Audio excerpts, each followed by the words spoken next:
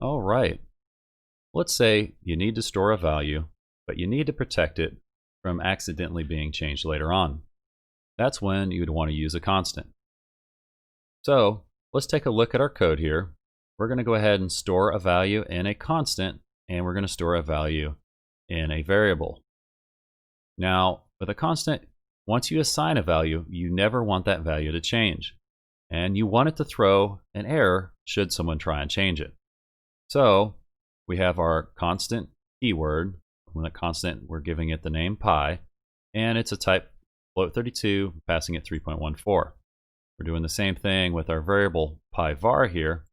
And as you'll see, pi var is able to change. If we didn't want it to change, this would be a mistake when we want to throw an error, but the problem is it won't throw an error. It's a variable. But hopefully, when we attempt to reassign the value of pi, it should throw an error. So let's go ahead and run that.